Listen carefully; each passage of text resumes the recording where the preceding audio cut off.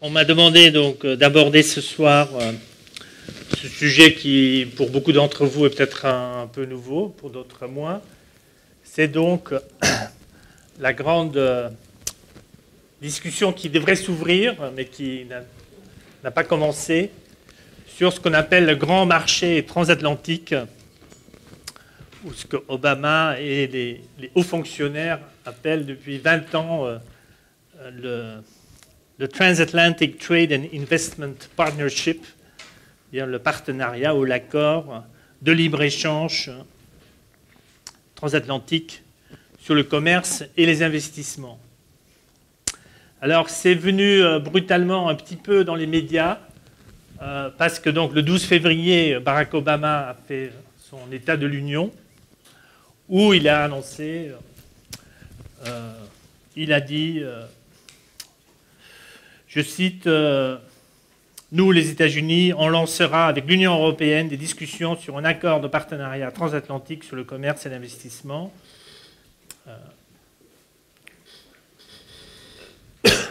Voilà, alors, ce qu'il faut savoir, c'est que la veille, il a eu une discussion avec Madame Angela Merkel sur cette question, puisque, bon, il faut comprendre qu'au mois de septembre, il y aura des élections en Allemagne. Donc, il y a, comme dans toute période préélectorale, il y a un certain nombre de choses un petit peu irrationnelles qui se précipitent. Alors, pour cadrer le sujet, Obama, évidemment, c'est une figure de façade. Parce que, donc, en réalité, ce qui se passe cette année, donc en 2013, c'est que les Britanniques, donc en 2013, ont la présidence du G8. Et le G8, donc, va faire un sommet qui aura lieu en Irlande du Nord, à Lough Erne, vers juin. Et donc, Cameron donc, a envoyé une lettre donc, à tous les membres du G8, qui sont le Canada, la France, l'Allemagne, les États-Unis, l'Italie, le Japon, la Russie et bien sûr le Royaume-Uni, pour leur dire, voilà, cette année-ci, c'est moi qui dirige les G8, et je veux absolument qu'il y ait d'ici, qui est en juin, au moment du sommet du G8, on veut vraiment marquer un succès pour conclure donc cet accord de partenariat transatlantique de libre-échange.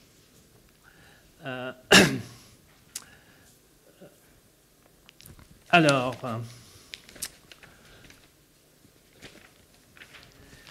dans les raisons officielles,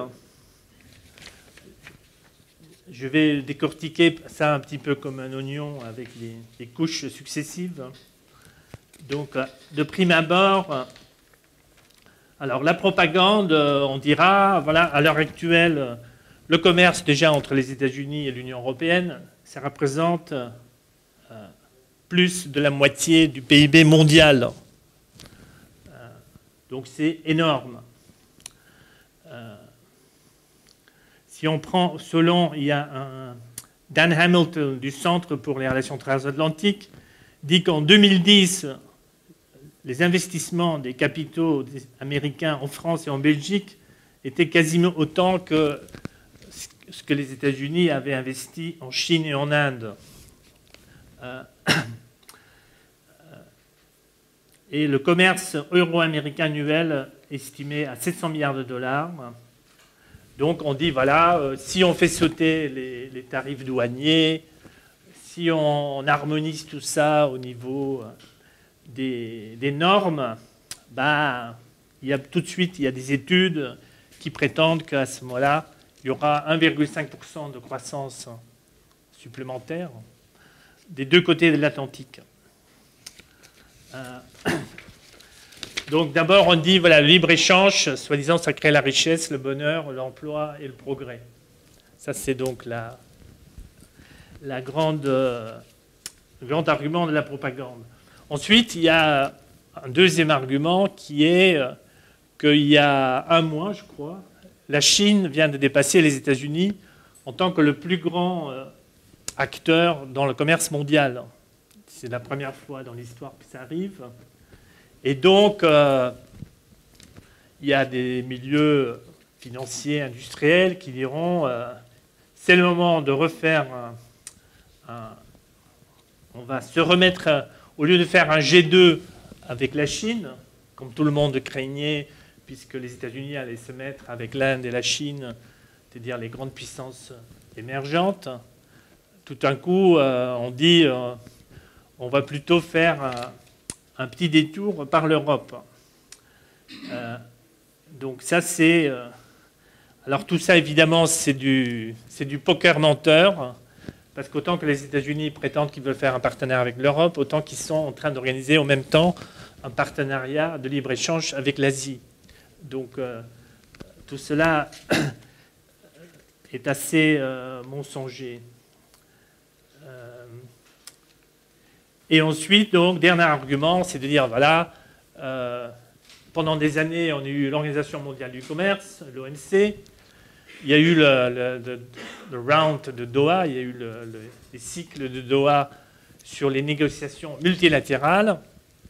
Comme vous le savez, ce machin est en panne depuis des années et des années, parce qu'à un moment donné, aussi bien certains en Europe que d'autres en Inde et en Chine, en fait, ont tout simplement conclu qu'on ne pouvait pas négocier de cette façon-là.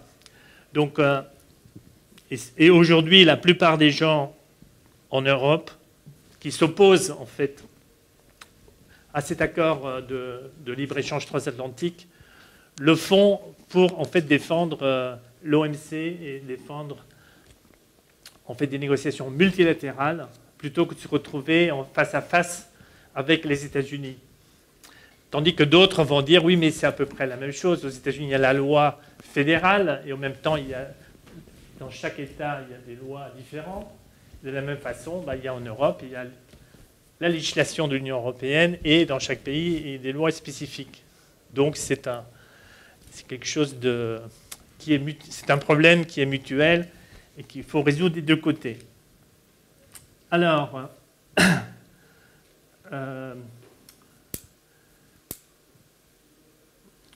et ensuite, je dirais, premièrement, disons, si on regarde toute l'histoire de libre-échange, depuis le Moyen-Âge, ça a toujours été en fait un outil de colonisation, c'est-à-dire c'est quelque chose qu'on impose aux autres et qu'on évite de faire un peu trop chez soi. C'est-à-dire qu'au moment où Venise organisait les croisades et les colonisations, il y avait un État vénitien qui contrôlait les chantiers navals et qui donnait un crédit d'État pour construire les bateaux pour la guerre, parce que c'est comme ça qu'on pouvait gagner la guerre.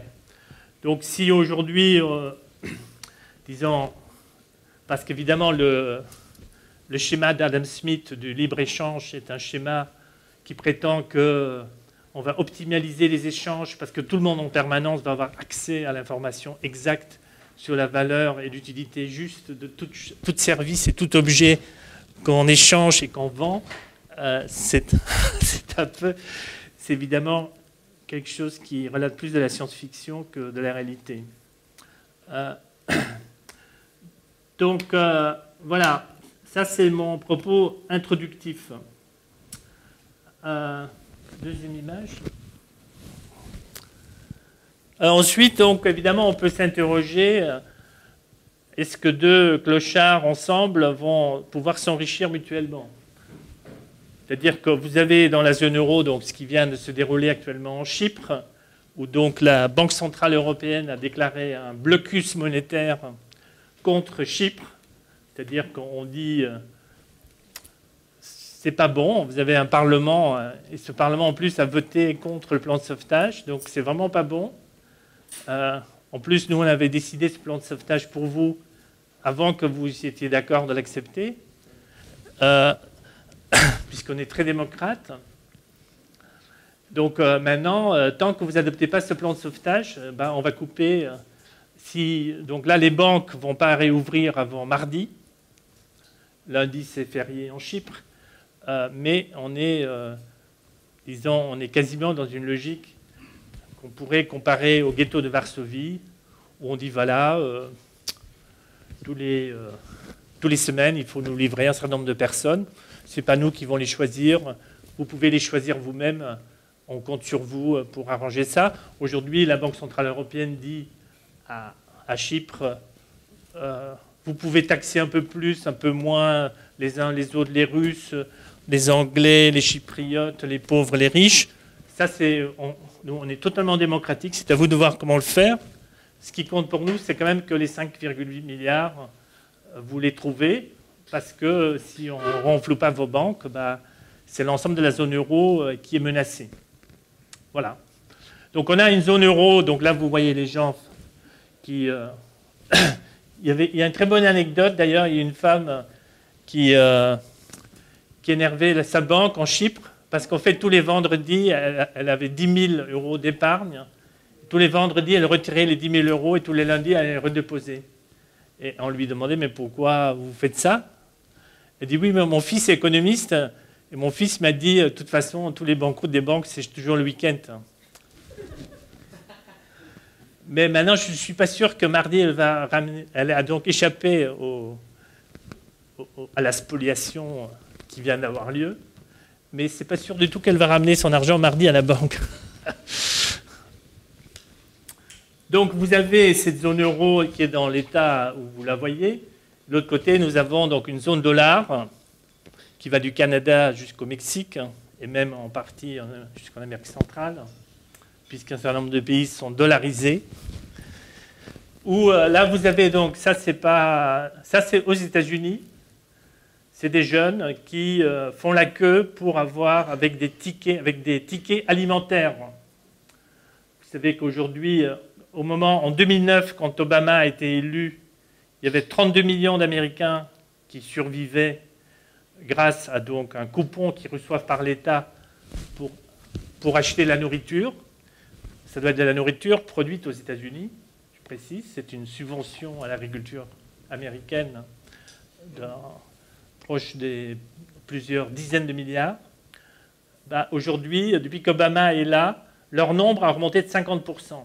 C'est-à-dire qu'aujourd'hui, on est à 46 millions d'Américains qui se nourrissent grâce à une subvention de l'État pour leur permettre de se nourrir. Donc quand on dit, j'ai lu, dit oui, depuis qu'il y a l'accord de libre-échange avec le Mexique et les États-Unis, le commerce a augmenté de 30% entre le Canada et les États-Unis. Mais ça, c'est le résultat, vous voyez. Donc, on a évidemment deux mondes, c'est-à-dire qu'on a des intérêts financiers, politiques très puissants en Europe et des intérêts financiers très puissants aux États-Unis, qui, eux, veulent, en fait, devenir encore plus puissants au détriment, y compris de leur propre population et au détriment du monde. Donc ça, c'est le vrai enjeu où il faut bien voir de quoi on parle. Prochaine image. Alors, on parle du prochain G8. Ceci est une photo du dernier G8 qui s'est tenu à Camp David, aux États-Unis. Et il s'avère qu'au moment du G8, ils avaient mal choisi parce qu'il y avait le match entre Chelsea et Bayern München. Et donc ça, c'est le moment où Chelsea, évidemment, inflige une défaite à l'Allemagne. Et que évidemment, on a des dirigeants extrêmement sérieux et extrêmement préoccupés par l'avenir du monde. Donc ils ont suspendu le G8 pour pouvoir assister au match, pour pouvoir suivre le match en direct. Disons, moi j'aime bien le football quand il n'y a pas d'argent et quand c'est pas le foot business. Est-ce que vous voyez bien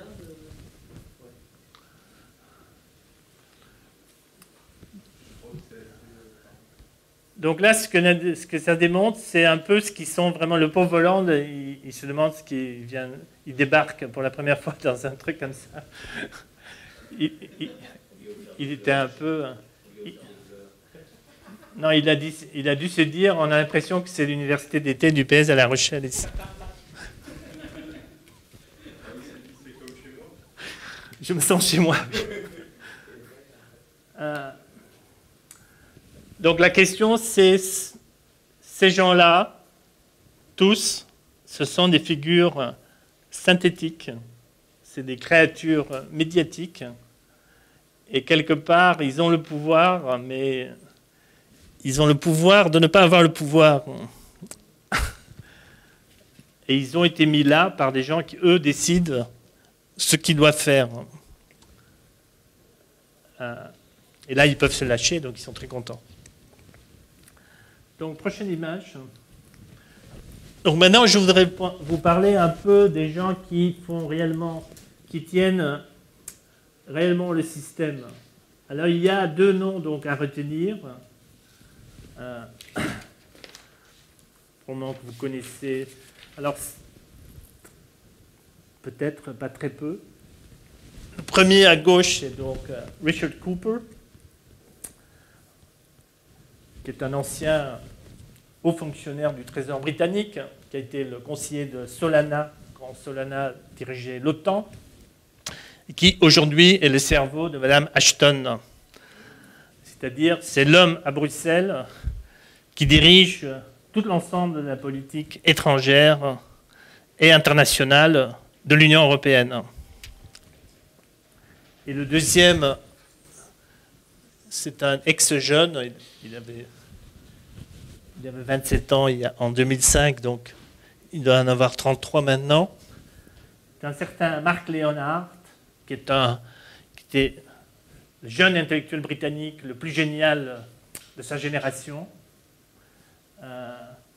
qui a été à la tête du Conseil européen des relations étrangères qu'avait financé Soros, toujours à Bruxelles, et qu'aujourd'hui il est à Washington, une des personnes dirigeantes du German Marshall Fund of America, qui est le plus grand lobby très ancien depuis 1972 de l'atlantisme classique. Alors il s'avère que ces deux personnes, en fait, ce sont les gens, c'est des conseillers de Tony Blair, de la politique étrangère de Blair, et c'est les gens qui ont théorisé, disons, vous savez, Blair est un des premiers premiers ministres qui a vraiment dépensé beaucoup d'argent. Blair, c'était du genre, il avait 50 spin doctors, des géostratèges qui étaient payés, richement payés, qui étaient en charge de repenser le monde, etc., etc. Et ça, c'est donc deux du top du top. Mais c'est littéralement les gens qui ont fabriqué Blair. C'est-à-dire que quand Blair ouvre la bouche, c'est eux qui parlent. C'est ça qu'il faut. Alors. Et ça, c'est les ouvrages de Muscle. Oui, ça, c'est un jeu vidéo, mais c'est à peu près leur vision du monde. Et j'ai mis ça parce que ça, c'est le vrai sujet de ces traités, ce grand marché transatlantique. C'est que c'est pas seulement qu'il est dégueulasse en termes économiques, parce qu'il y aura plus de néolibéralisme et d'injustice et de chômage, tout ça, qui est déjà très grave, et parce qu'il y a toute une dimension cachée, je dirais, qui est une dimension financière et une dimension politique, dont je veux parler par la suite. Alors, juste pour donc donner une idée, ce type, David Cooper, Richard Cooper,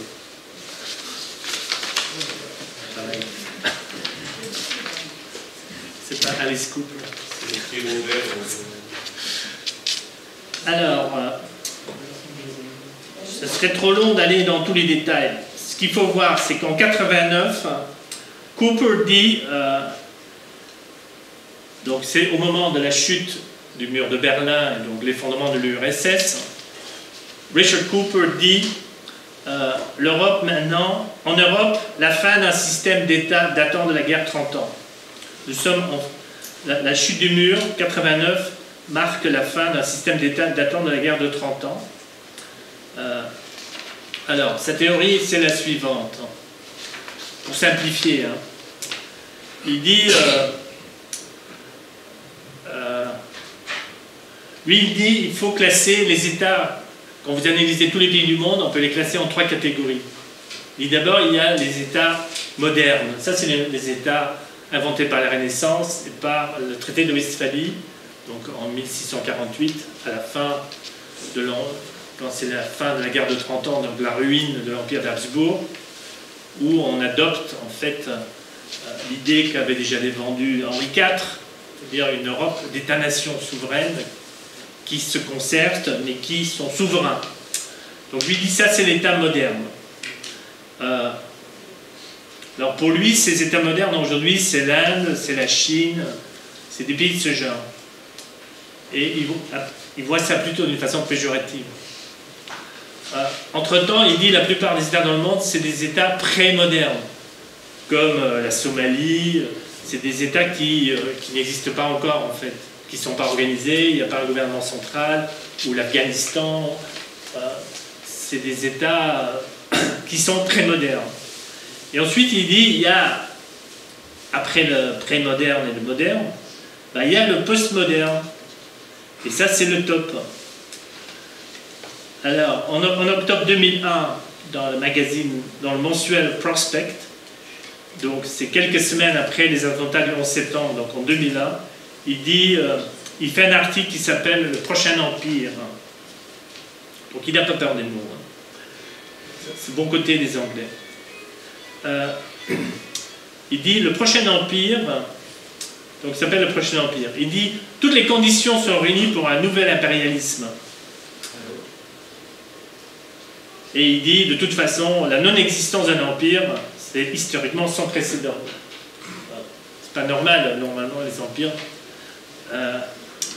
Alors, et pour lui, disons le nouvel empire modèle. C'est un État postmoderne, et ce modèle, évidemment, c'est l'Union européenne. Et il dit, l'Union européenne est devenue un système hautement développé d'interférences mutuelles dans les affaires domestiques des uns et des autres, jusqu'au niveau du type de bière et de saucisse. Le traité constitutionnel qui obligera les États membres d'indiquer l'emplacement de leurs armes lourdes et autoriser leur inspection, soumet aux contraintes internationales des domaines qui sont au cœur même de la souveraineté. Donc il est bien en train de dire que les nouveaux traités européens vont obliger à chaque pays d'identifier et d'indiquer clairement où sont ses armes stratégiques. Il dit il est important de rendre compte de quelle révolution extraordinaire il s'agit.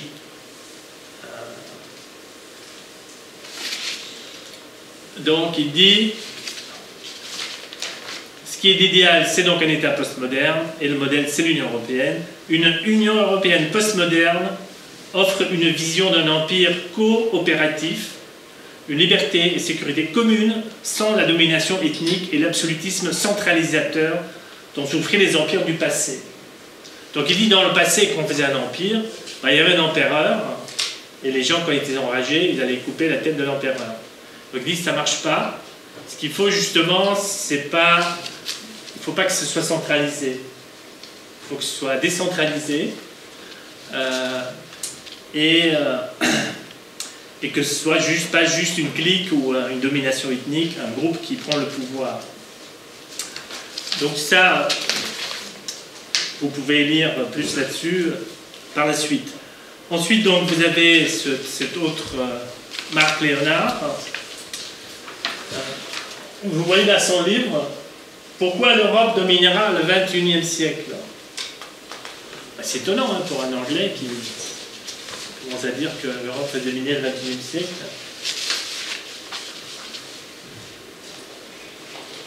Alors, ce qu'il veut dire, il veut dire la même chose que Cooper.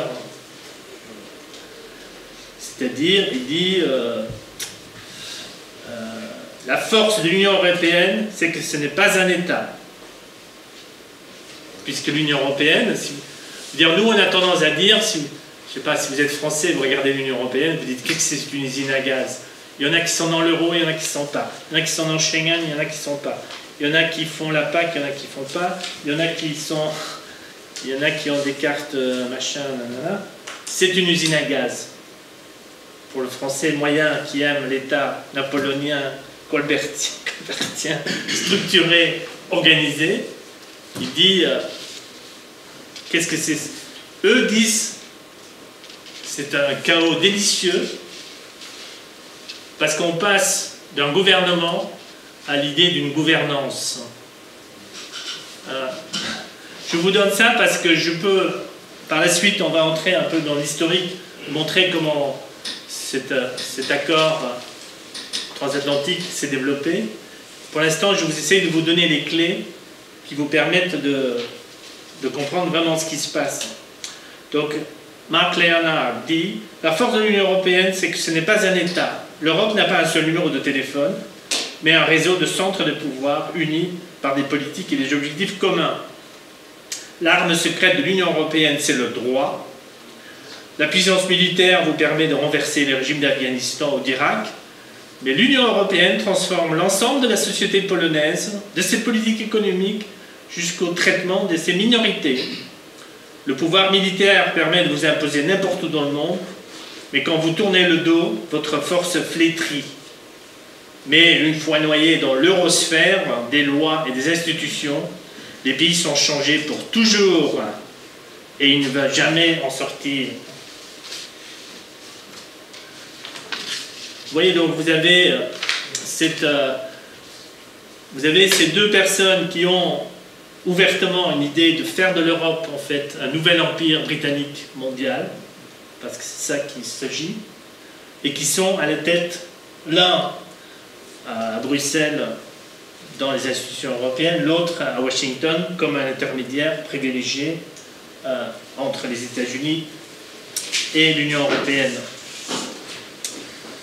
Alors, il n'y a pas que dans le monde anglo-saxon qu'il y a des gens qui pensent comme ça, on en a évidemment aussi en France. Donc je voudrais vous montrer 6 minutes de Jacques Attali.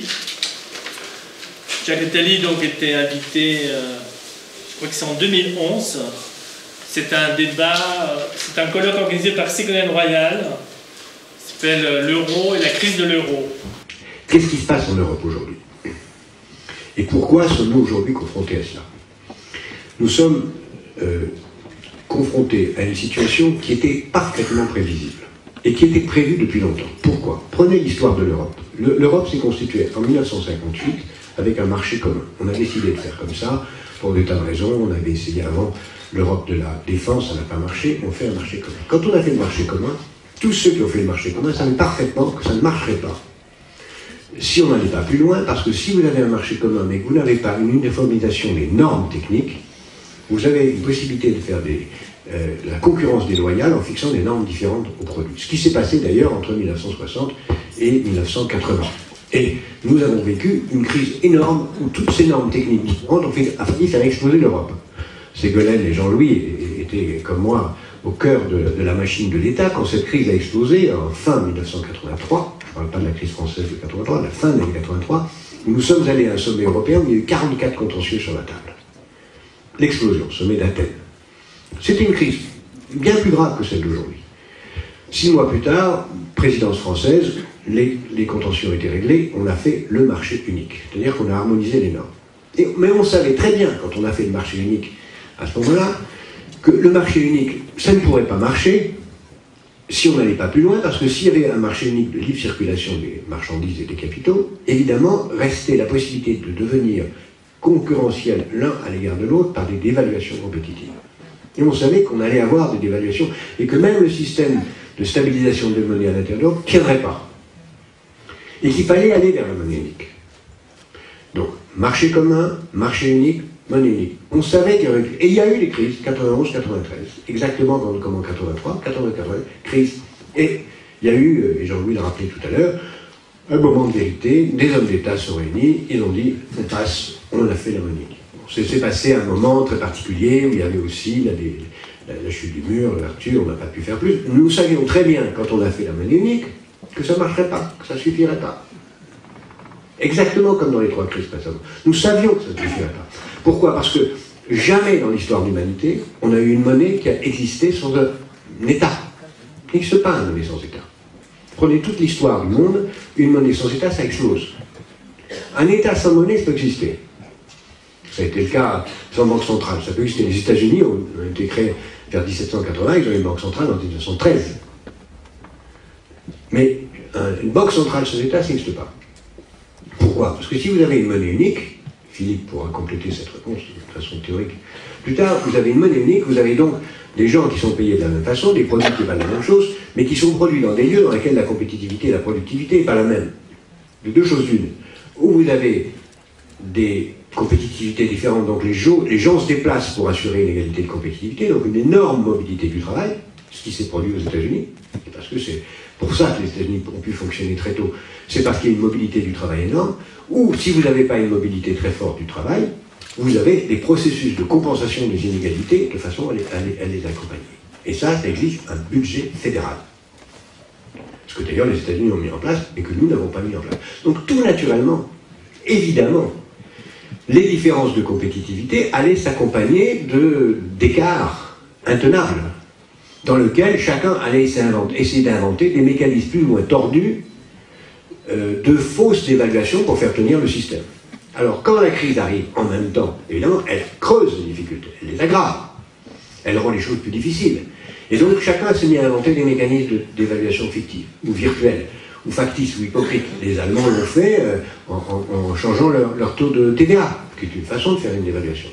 D'autres l'ont fait en créant des transferts de revenus. On n'augmente plus les salaires, mais on fait des plus-values sur l'immobilier, donc ça permet de baisser les prix des salaires, donc d'améliorer la compétitivité, puis en donnant de l'argent autrement par la plus-value immobilière, ce qu'ont fait les Espagnols. Ou alors on fait de la dette publique à l'infini, et puis on ne voit pas la différence, c'est ce qu'ont fait les Grecs. Chacun, à sa façon, s'est arrangé pour créer les conditions de le rendre tolérable. Mais à un certain moment, l'heure de vérité arrive, ça ne marche plus.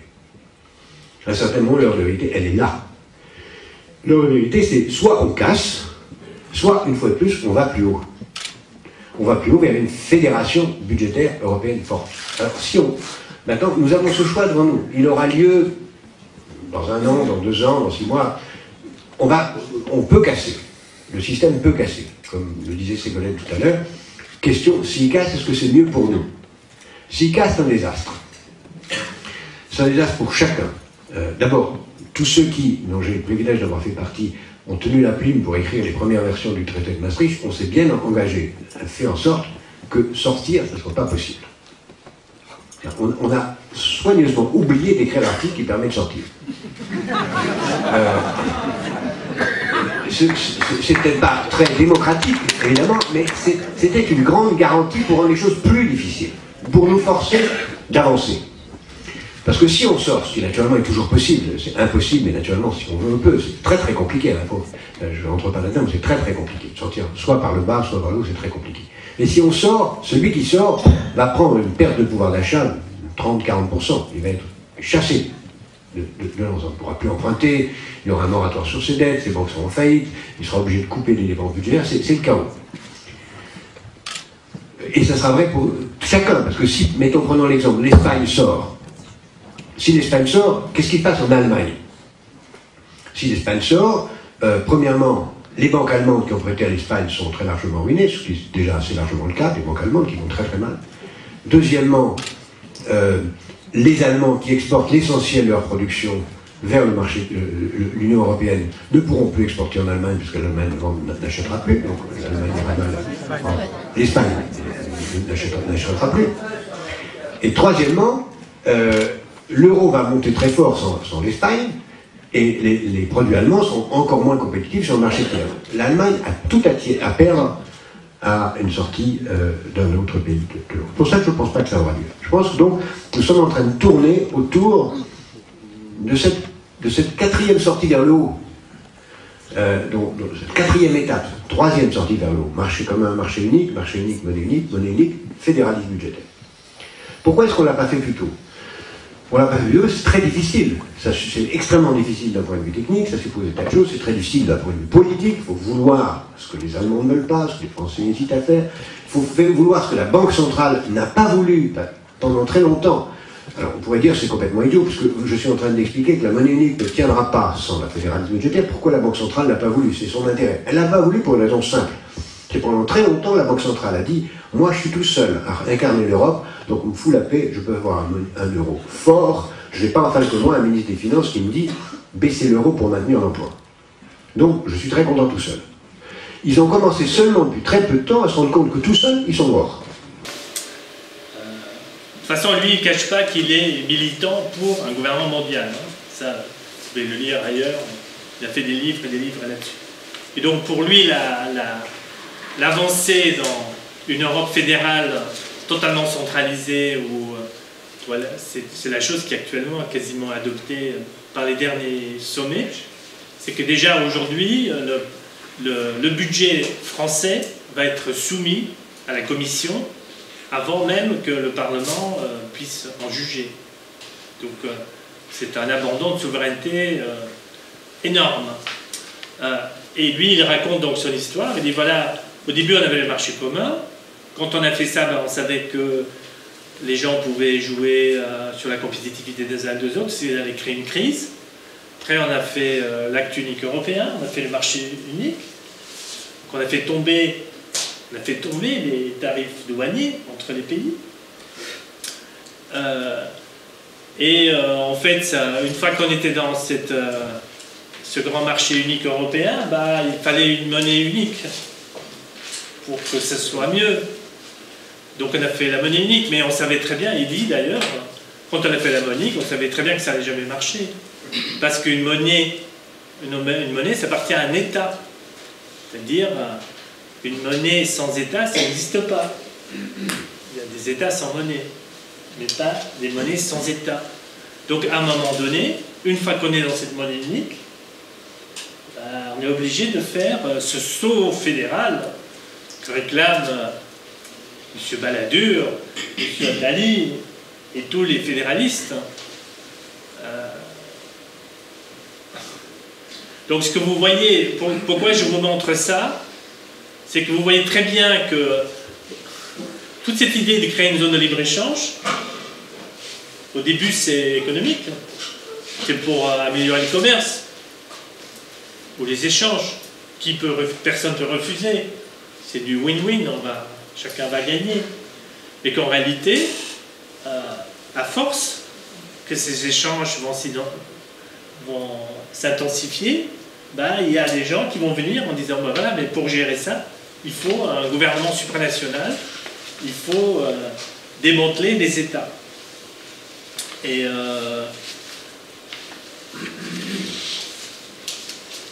donc, je vous ai montré ça parce que on a deux processus en cours qui utilisent les mêmes techniques. C'est-à-dire, on a ce processus à marche forcée d'une Europe supranationale, et en même temps, il s'avère que les mêmes gens qui veulent à tout prix cette Europe supranationale, c'est les mêmes qui veulent à tout prix quasiment une fusion entre l'Union européenne et les États-Unis.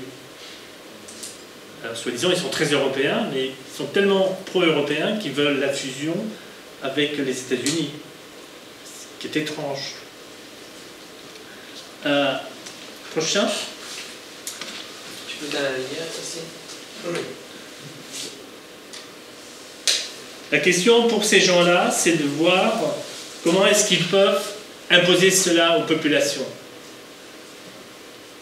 Parce que normalement, si vous proposez à un Français de voler son pays, quand il est poli, il dit non merci, et quand il est de mauvaise humeur, il fera autre chose. Donc voilà, alors comment vendre cet empire, cette vision impériale aux populations? Premier point, il faut que les citoyens cessent d'être des citoyens, qui se laissent aller, qui soient pessimistes et qui ne se mêlent pas à ce qui les regarde. C'est-à-dire, regardez les écrans plats et développer un cerveau aussi plat que vos écrans. Ça, c'est l'idée. Ensuite, il faut, du point de vue de l'ennemi, il faut opérer en secret. Il y a eu des grands débats passionnés en France, mais pas sur le grand marché transatlantique, que je sache, alors que c'est un sujet majeur qui va être décidé cette année. Pas non plus sur la séparation des banques, qu'on a confié aux experts du Trésor, et aux spécialistes de la rue d'antan. Ensuite, on dit, comme j'ai dit auparavant, il ne faut pas qu'il y ait un gouvernement visible. Enfin, un gouvernement invisible. Ce gouvernement invisible ne s'appelle pas gouvernement, il s'appelle la gouvernance.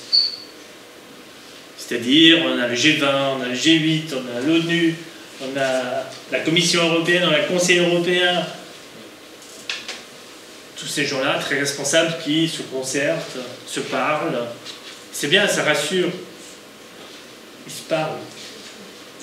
La France et l'Allemagne, une fois par mois, il faut une photo de Merkel et Hollande, du chancelier ou la chancelière et le président français, pour rassurer les populations européennes que plus jamais il y aura une guerre en Europe.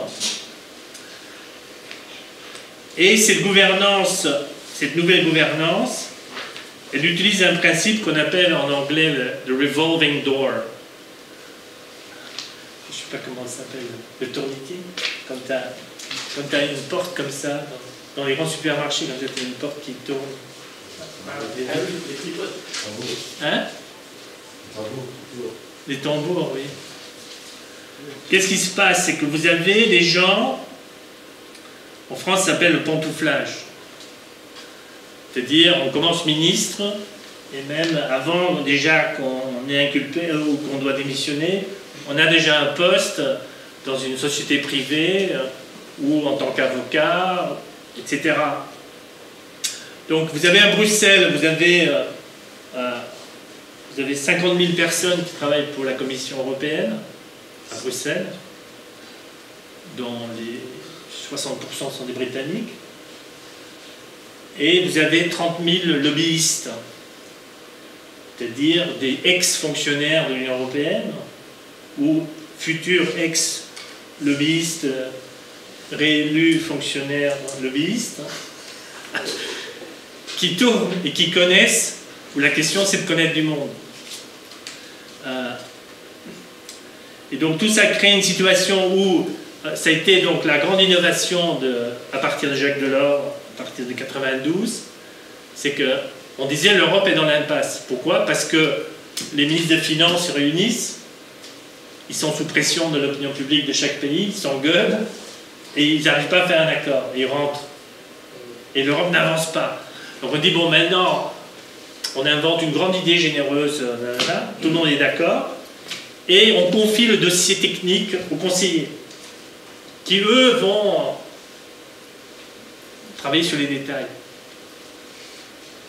Et évidemment, ces conseillers, c'est tous les pantoufleurs et les revolving doors. Donc vous avez tous ces groupes de pression qui deviennent des experts, écoutés auprès de la Commission, auprès des décideurs. Et à la fin, évidemment, c'est eux qui dirigent. Par exemple, on prétend que Jacques Delors était le père de l'euro, alors que c'est Cockfield, qui était un Anglais thatchérien, qui était le vice-président de la Commission, qui, en fait, en 2 mois, avec le European Round Table, a apporté plus de 300 solutions à tous les problèmes qui se posaient en Europe au niveau technique. Parce que les industriels avaient déjà travaillé dessus, donc venaient avec un produit fini, que lui, il mettait le tampon Commission européenne dessus, et Delors disait, regardez, on a résolu tous les problèmes.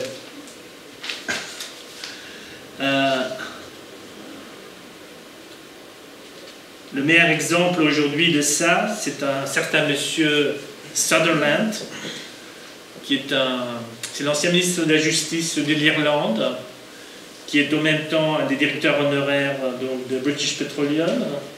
C'est en même temps le directeur honoraire de Goldman Sachs International. C'est le conseiller de Barroso sur le réchauffement climatique.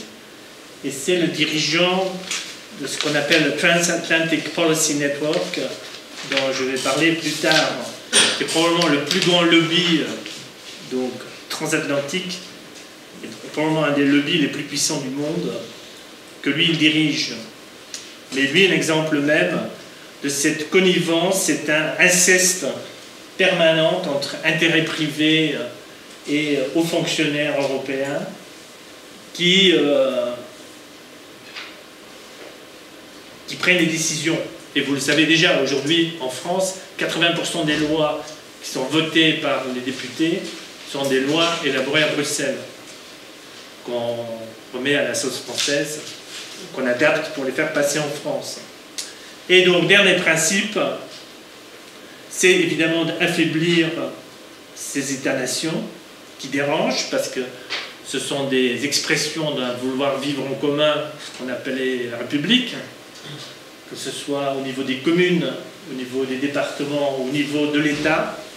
Donc, il faut détruire les États-nations, donc d'un côté par le haut, par cette Union européenne qui va confisquer le pouvoir et imposer des abandons de souveraineté aux États, et par le dessous, en donnant les pleins pouvoirs aux régions.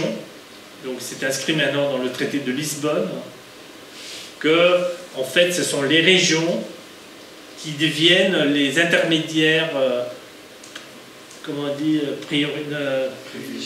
privilégiés pour la politique européenne.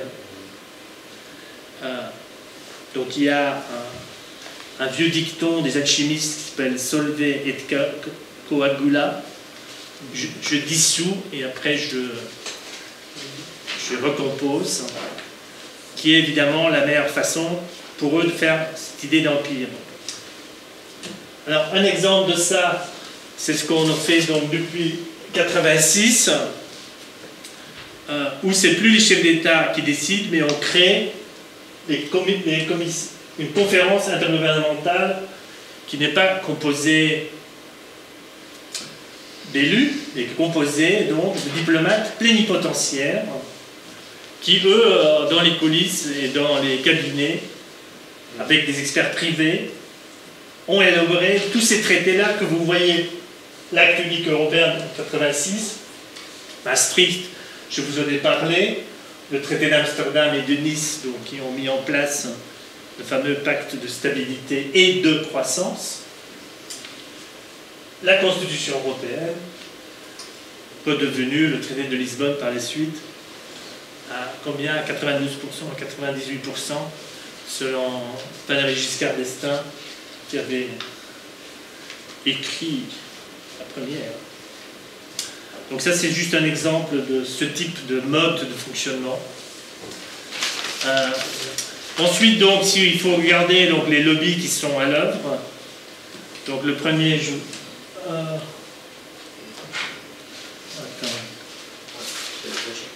Ah oui, donc ce qu'on va faire d'abord, c'est de voir maintenant comment cette chose a été mise en action, donc dans la mise en place de... Au point où on en est donc aujourd'hui avec le grand marché transatlantique. Alors, pour faire court, donc déjà en 1948, quand il y a la charte atlantique de l'OTAN, l'article 2 de la charte atlantique dit qu'il faut que chaque État membre doit éliminer tout ce qui empêche une libre circulation, une libre coopération économique entre les États membres. Donc vous avez une charte d'une alliance défensive, mais où déjà on met les petits grains de la question économique qui est déjà présente. Ensuite, donc en 1972, vous avez la création par Willy Brandt du German Marshall Fund. C'est donc une fondation financée par l'État allemand, qui est dans tous les pays européens et maintenant aussi aux États-Unis, en honneur de celui qui a fait le plan Marshall. Et au début, bon, pourquoi pas, hein, on peut avoir des associations d'amitié franco-américaines ou euro-américaines.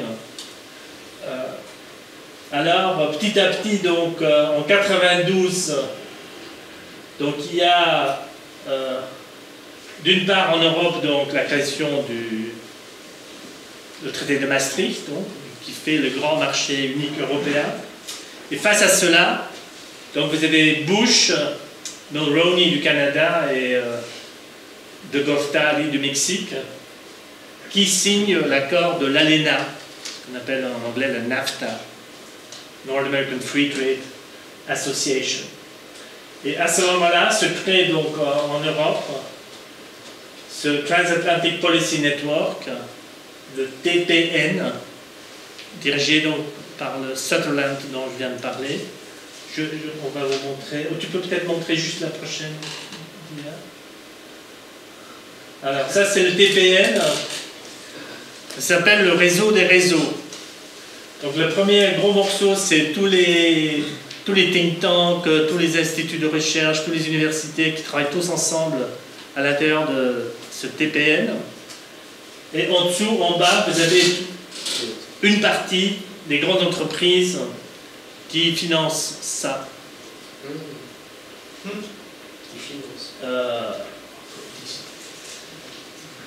Alors, le Transatlantic Policy Network, c'est une organisation bicéphale euro-américaine.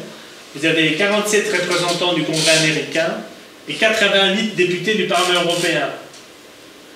Donc, qui, sans aucune honte, disons, reçoivent de l'argent de ces réseaux pour faire la propagande pour le rapprochement euro-américain. Tu peux répéter, c'est combien de... 47 membres du Congrès américain et 88 députés du Parlement européen, dont Alain Lamassoure, par exemple. Mais vous pouvez aller sur le site du TPN, vous avez toutes ces informations. Par contre, vous pouvez constater qu'il n'y a que deux, pour l'instant j'ai trouvé que 2 ou 3 entreprises françaises, LVMH et Michelin. Donc c'est pas le boulanger du coin, c'est pas...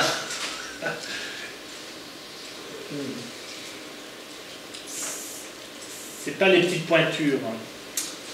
Tu retournes à celui d'avant. Donc ensuite, en 95, donc, ce lobby fait du lobbying, comme son nom l'indique, et en 95, donc, vous avez le président Santer, le président de la Commission européenne, et Bill Clinton, qui se rencontrent à Madrid et qui adoptent le New Transatlantic Agenda. C'est le moment où Clinton était complètement embarqué avec Larry Summers dans le libre-échange et dans l'ALENA. Et ils veulent donc étendre ça à l'Europe. Mais ça va très loin parce que déjà là-dedans, il y a y compris donc des accords sur la défense et sur la sécurité intérieure. Déjà en 1995. Alors tous ces gens-là poussent pour un accord, un partenariat libre-échange entre l'Europe et les États-Unis, jusqu'en 1998, où, alors c'est une histoire assez hallucinante, j'avais oublié ça, mais ce qui se passe, c'est que dans le plus grand secret, à l'OCDE, donc ici à Paris, l'Organisation de coopération et développement économique, donc où il y a 24 membres des pays les plus avancés, l'OCDE, en fait, dans le plus grand secret, développe un acte qui s'appelle l'AMI, AMI, c'est l'accord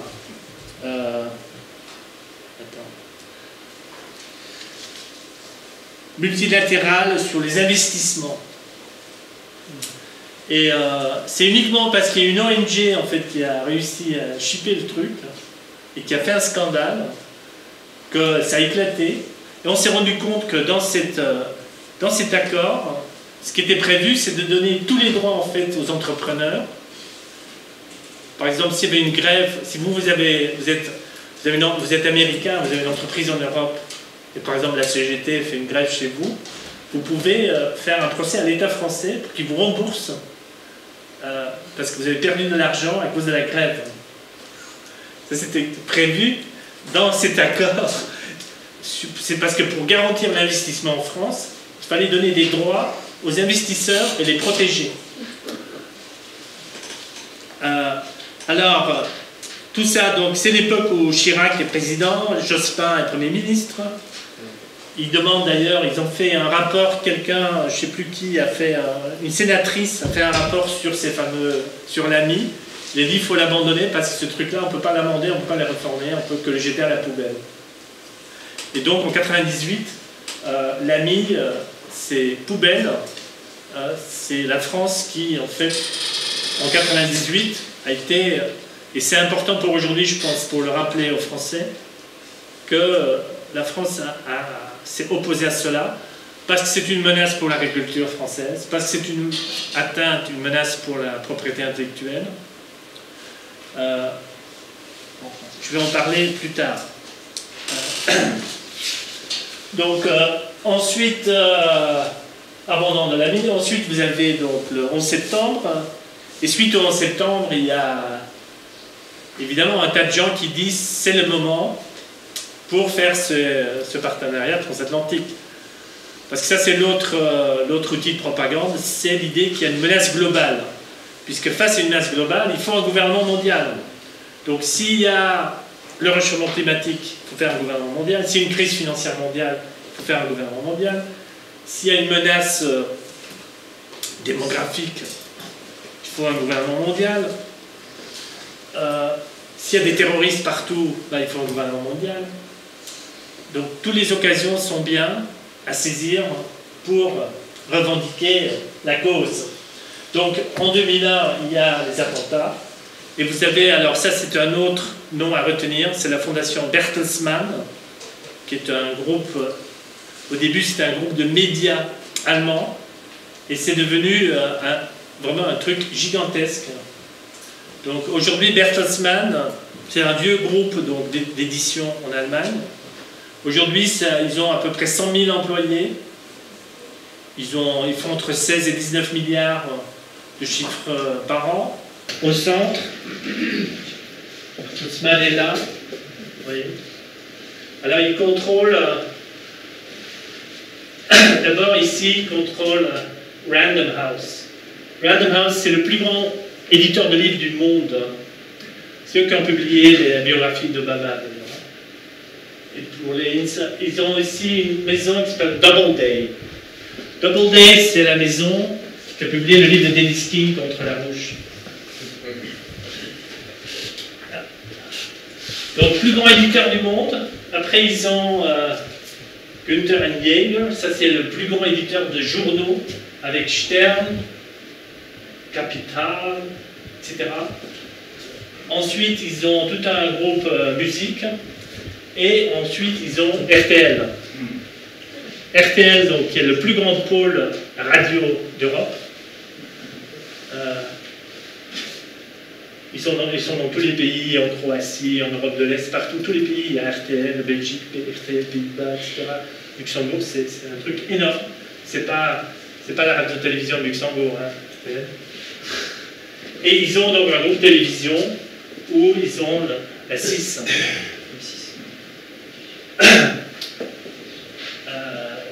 Etc. Donc ces gens-là, ils ont énormément d'argent.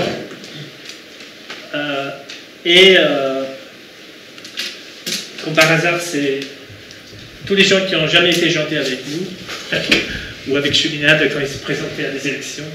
Moi, je rappelle RTL en 95, c'était du gratiné.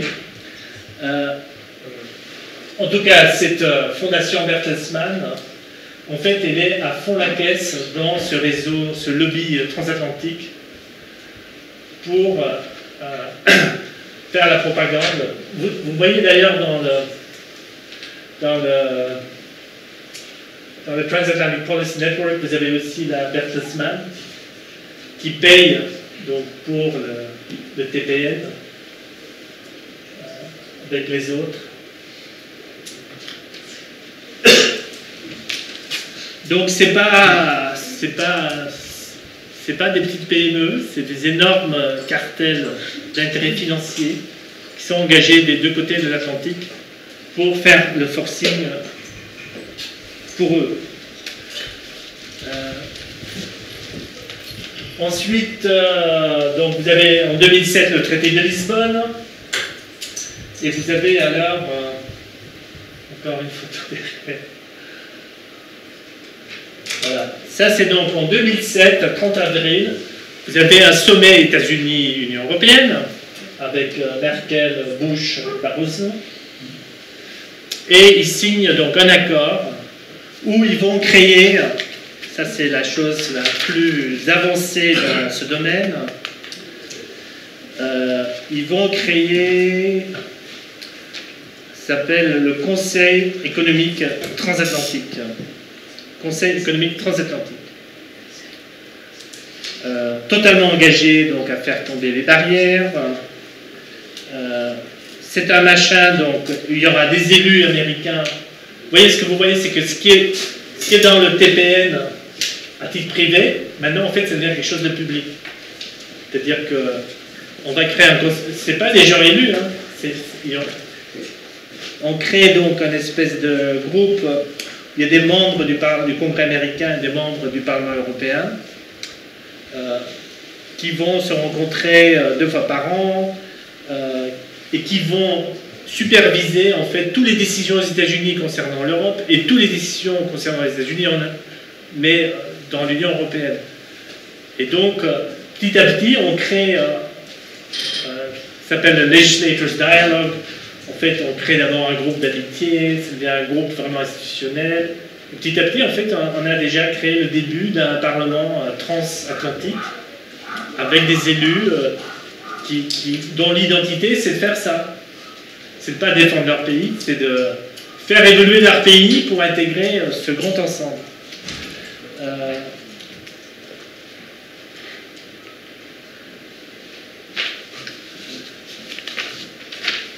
Et on retourne en arrière.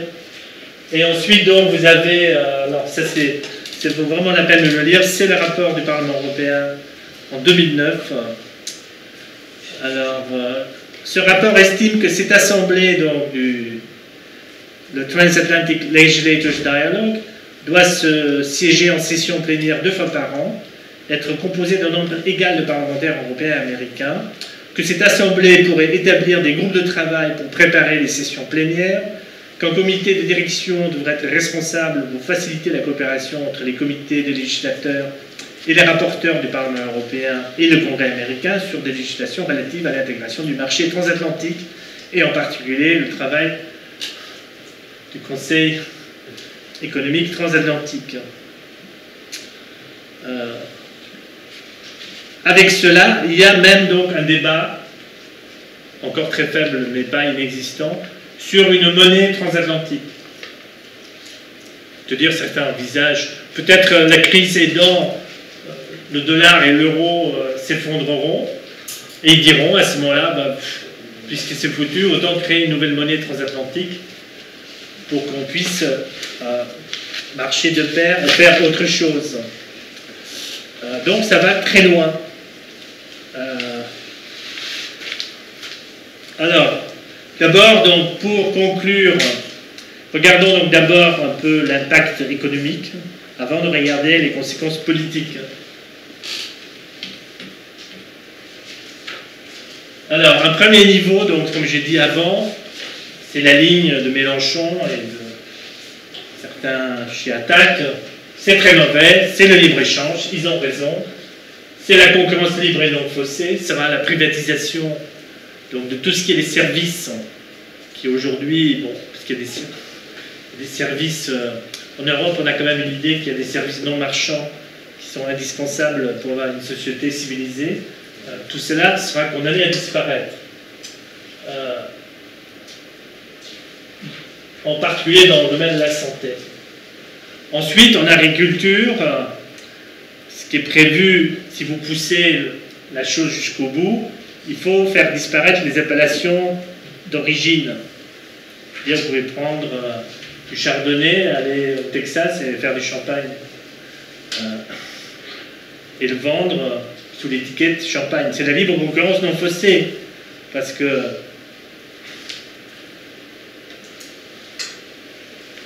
et ensuite, bien sûr, il y a la question de l'exception culturelle, c'est-à-dire on n'aura plus le droit, par exemple, à avoir du cinéma français qui existe parce qu'il est subventionné. Donc évidemment, tout ce qui est subvention est un non-respect de la libre concurrence qu'il faut faire disparaître. Mais je pourrais dire, à ce moment-là, il faut supprimer les food stamps aux États-Unis, parce que c'est l'État qui subventionne l'agriculture américaine en donnant des coupons alimentaires aux Américains. Donc vous pouvez vous imaginer déjà un peu les négociations qui vont s'entamer. Ou, par exemple, vous vous rappelez que le Roquefort a été quasiment interdit aux États-Unis en rétaliation, en riposte à l'interdiction de l'Union européenne d'interdire le bœuf aux hormones. Alors sur le bœuf aux hormones, il faudrait faire une vraie enquête, parce que pour l'instant, il y a autant d'enquêtes qu'il y a de gouvernements dans le monde, qui tous se contredisent. Certains Français disent que il s'agit d'ailleurs d'une hormone produite par le corps de l'animal. Évidemment, il y a après une question de dosage. Et pour l'instant, je serais absolument contre, parce que, comme l'a montré encore une fois l'histoire du mélange de viande de cheval et de viande de bœuf, c'est que nourriture et argent et la chasse au profit ne font pas vraiment très bonne cuisine ensemble.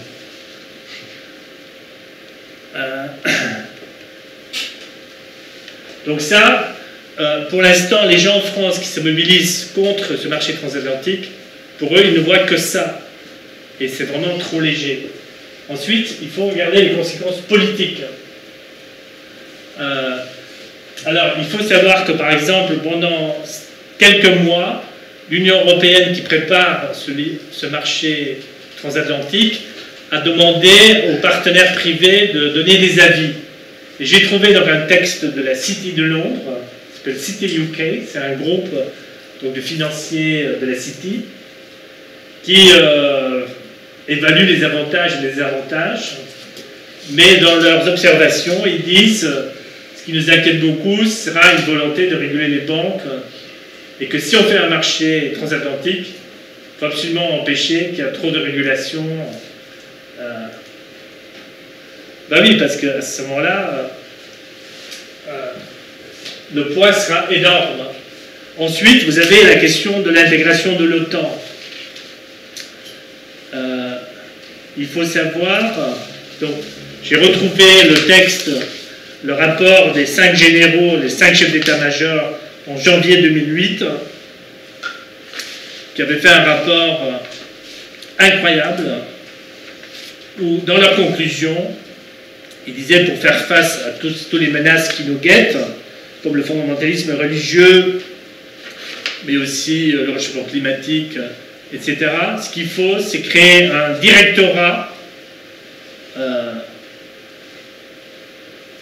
Il faut changer le processus décisionnel au sein de l'OTAN.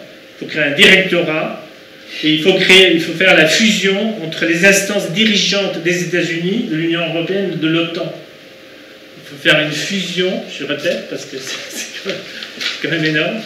Il faut faire une fusion des instances dirigeantes des États-Unis, de l'Union européenne et de l'OTAN. Pour y aboutir, il faut mettre fin à l'obstruction et aux velléités de la rivalité de la part des Européens, ce qui était en l'occurrence les Français, parce que là on est en 2008, donc avant que Nicolas Sarkozy réintègre la France dans le commandement unifié de l'OTAN. Donc, je vous rappelle aussi que Sarkozy a reconnu lui-même que le traité de Lisbonne, comme nous on l'avait dit, allait obliger les pays signataires du traité de Lisbonne de s'aligner sur l'OTAN. Sarkozy lui-même, dans une déclaration, l'a confirmé explicitement. Donc tout cela est sur la table. Ensuite, donc, pour finir, la sécurité, donc, ce sera la fin de la protection des données personnelles. C'est-à-dire, si aujourd'hui vous allez dans une banque, vous ouvrez un compte, vous allez donner un certain nombre d'informations personnelles. Aujourd'hui, en France, ces données sont protégées et la banque n'a pas le droit de vendre ces informations. Avec le traité de grand marché transatlantique, les données pourront être vendues à des entreprises privées qui voudront utiliser ces données. Quoi? Libre circulation de l'information. Donc c'est ce qu'on appelle la marchandisation à marche forcée du monde.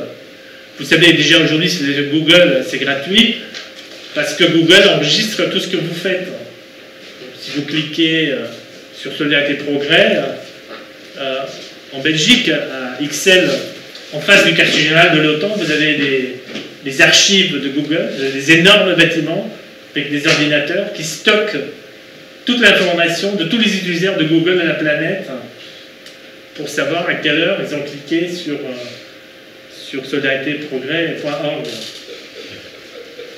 et d'autres choses. Mais non, c'est-à-dire Google est gratuit parce qu'ils vont étudier vos comportements, vos préférences de consommation, de mœurs, de sexualité, et par rapport à ça, ils vont vous proposer des produits. C'est les ordinateurs qui décideront quel produit sera le plus vendable à vous dans l'état où vous êtes. Donc, si vous tapez sur les sites où il y a des boissons, ben, vous allez voir apparaître des pubs pour les bouteilles de boissons, etc. Mais c'est parce que on va contrôler vos impulsions et non pas votre rationalité. Et pour conclure, donc, comme j'ai dit avant, autant que les États sont affaiblis par le haut, par l'Union européenne, autant on va essayer de les émietter, de les morceler par une violente encouragement au régionalisme. Maintenant, il faut passer. Donc ici, donc, deux exemples. Donc, pour l'instant, le gouvernement français est en train de réélaborer, réécrire toute la loi sur la réforme territoriale que Sarkozy avait lancée et qu'on allait soi-disant, qu'Hollande avait promis qu'il allait annuler. En réalité, il n'annule pas, mais il va essayer de corriger le tir, de revoir les choses. Mais partout où il va à Strasbourg, et il va dire, voilà, Strasbourg va devenir une eurométropole, etc., etc. Alors, par exemple, alors, il y a toutes sortes de choses. Vous avez, donc, le 4 décembre dernier, vous avez la maire de Lyon qui, sans que personne n'était au courant dans la région, annonce que d'ici 2015, Lyon va devenir une eurométropole. Donc là, vous voyez à gauche, vous avez le département du Rhône. En rouge, vous avez Lyon aujourd'hui. Et en bleu, vous avez ce qui va devenir Lyon Eurométropole. Alors, il y aura une coupure totale entre le monde rural, qui sera, soi-disant, laissé au Conseil général tant que les départements sont maintenus en vie. Et vous avez de l'autre côté cette Eurométropole lyonnaise qui va confisquer quasiment tout l'argent. En théorie, elle doit avoir tout l'argent du budget du département. Doit aller à l'Eurométropole. Pourquoi? Parce qu'on dit, voilà, ça c'est maintenant le monde, c'est pas à l'échelon de l'État que se fait la compétitivité. La compétitivité, c'est là, c'est vous avez 600 villes, 600 agglomérations d'Europe qui vont être en compétition. Ce sera Lyon contre Milan, ce sera Anvers contre Hambourg, ce sera Barcelone contre Lille. C'est là où joue la compétition. Et l'État, il est loin, il est froid, il n'est pas du tout à la hauteur de nos préoccupations. De toute façon, regardez, avec l'Europe, il n'a plus rien à dire, l'État. Donc autant prendre le pouvoir en main au niveau local, au niveau régional, et entrer dans cette compétition que nous impose la mondialisation. Alors moi, quand je vois cette carte, j'ai l'impression de voir la carte de la Ligue hanséatique du XIVe siècle. Vous avez un empire et vous avez des cités-États qui, effectivement, ont chacun leur droit de vote dans l'empire. Les villes libres, ça s'appelait. Donc on est en plein retour au Moyen-Âge, où, effectivement, l'empire, ça existait. Prochain. Alors, pour encore aggraver la chose, on a inventé Ça, quand même, il y a des gens qui font des études. Bon. D'abord, il y a eu les métropoles, et après, on a inventé ce qu'on appelle les eurométropoles.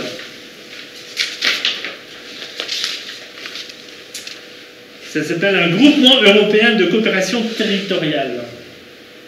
Alors, pour être un GECT,